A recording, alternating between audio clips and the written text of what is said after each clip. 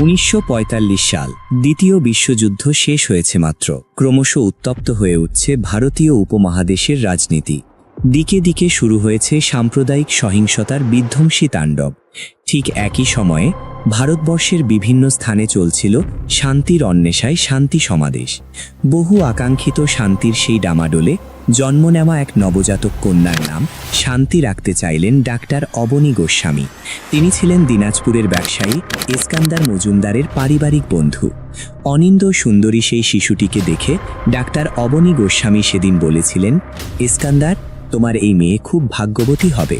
কিন্তু তৎকালীন অশান্ত সময়ের সাথে শান্তি নামটি জুৎসুই ঠেকল না বাবা ইস্কান্দার মজুমদারের কাছে।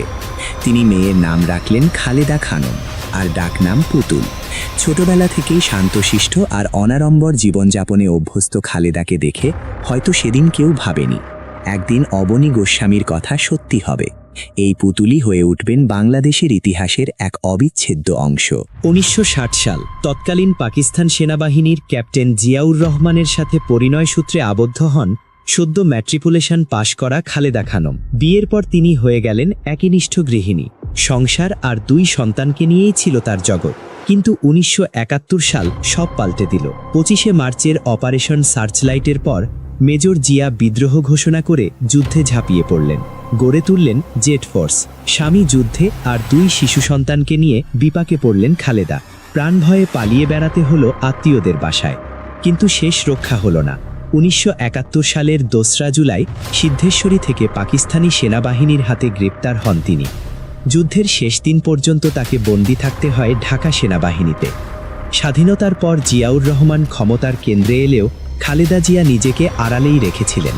তিনি তখনও ছিলেন শুধুই একজন আদর্শ গৃহিণী। 1981 সালের 30শে মে চট্টগ্রাম সার্কিট হাউসে এক ব্যর্থ সেনা অভ্যুত্থানে নিহত হন রাষ্ট্রপতি জিয়াউর রহমান। থমকে যায় বাংলাদেশ। জিয়াউর রহমানের হাতে গড়া দল বিএনপি তখন খাদের কিনারায়। দলের অভ্যন্তরীণ কোন্দল আর ভাঙন যখন চরম পর্যায়ে, তখন নেতাকর্মীদের পক্ষ থেকে দাবি ওঠে খালেদাকে নেতৃত্বে আসতে হবে। প্রথমে তিনি রাজি ছিলেন না। পারিবারিক বাধা আর রাজনীতির প্রতি এক ধরনের বিতৃষ্ণা কাজ করছিল তার মনে। কিন্তু দলের অস্তিত্ব রক্ষায় এবং কিছু সেনা কর্মকর্তার বিশেষ অনুরোধে তিনি রাজি হলেন।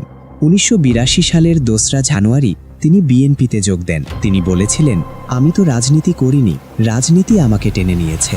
এভাবেই দিনাজপুরের সেই পুতুল হয়ে উঠলেন দেশনেত্রী বেগম খালেদা জিয়া। 1983 সালে খালেদা জিয়া বিএনপির ভাইস চেয়ারম্যান এবং পরে 1984 সালে বিনা প্রতিদ্বন্দ্বিতায় চেয়ারপারসন নির্বাচিত হন। তখন দেশে চলছে HM এরশাদের সামরিক শাসন। 1986 সালের নির্বাচনে আওয়ামী লীগ অংশ নিলেও খালেদা জিয়া ঘোষণা করলেন, জনগণের সাথে বেইমানি করে এই নীল নকশার নির্বাচনে বিএনপি যাবে না। তার এই দৃঢ় অবস্থান তাকে রাতারাতি আপোষহীন নেত্রীর তকমা এনে দেয়। 1982 থেকে 1990 এই দীর্ঘ 9 বছর তিনি রাজপথ চষে বেরিয়েছেন। কখনো কারাবরণ করেছেন, কখনো গৃহবন্দী হয়েছেন, কিন্তু নতি স্বীকার করেননি। অবশেষে 1990 সালের গণ অভ্যুত্থানে এরশাদের পতন ঘটে। 1991 সালের নির্বাচনে তিনি এক অবিস্মরণীয় জয় পান। 5টি আসনে নির্বাচন করে 5টিতেই বিজয়ী হন তিনি। 20শে মার্চ 1991 তিনি বাংলাদেশের প্রথম নারী প্রধানমন্ত্রী হিসাবে শপথ নেন।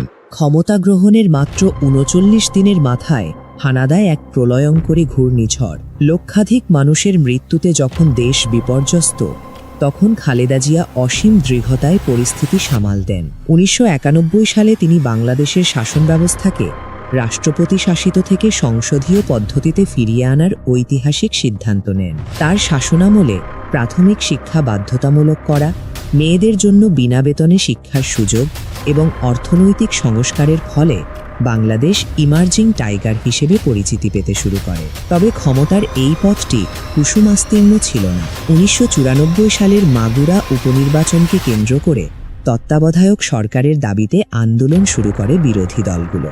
1996 সালের বিতর্কিত 15ই ফেব্রুয়ারির নির্বাচন তার রাজনৈতিক ক্যারিয়ারে এক বড় কালিমা হিসেবে গণ্য করা হয়। 2001 সালের নির্বাচনে 2/3 সংখ্যাগরিষ্ঠতা নিয়ে আবারও ক্ষমতায় ফেরেন খালেদা জিয়া। কিন্তু এবারের মেয়াদ ছিল সমালোচনায় বিদ্ধ। জামায়াতে ইসলামের সাথে জোট, তারেক রহমানের পরিচালিত হাওয়া ভবন এবং দুর্নীতির অভিযোগে সরকার কোণঠাসা হয়ে পড়ে। জঙ্গিবাদ ও বোমা হামলার মতো ঘটনা বিএনপিকে ব্যাপক ইমেজ সংকটে ফেলে। 2007 সালে 111 সরকার ক্ষমতায় এসে খালেদাকে গ্রেপ্তার করে। ছেলেকে বিদেশে পাঠিয়ে দেওয়ার প্রস্তাব এবং তাকে রাজনীতি থেকে মাইনাস করার চেষ্টা করা হলেও তিনি দেশ ছাড়েননি। 2008 সালের নির্বাচনে মাত্র 30টি আসনে জয় নিয়ে ভরাডুবি ঘটে বিএনপির। এরপর থেকে শুরু হয় খালেদা জিয়ার জীবনের সবচেয়ে অন্ধকার অধ্যায়। 2014 সালের নির্বাচন বয়কট, এরপর একের পর এক মামলা। জিয়া অরফানেজ ট্রাস্ট মামলায় দোষী সাব্যস্ত হয়ে 2018 সালে তাকে কারাগারে যেতে হয়। দীর্ঘ সময় জেলে থাকার পর উন্নত চিকিৎসার অভাবে তিনি শারীরিকভাবে অত্যন্ত অসুস্থ হয়ে পড়েন।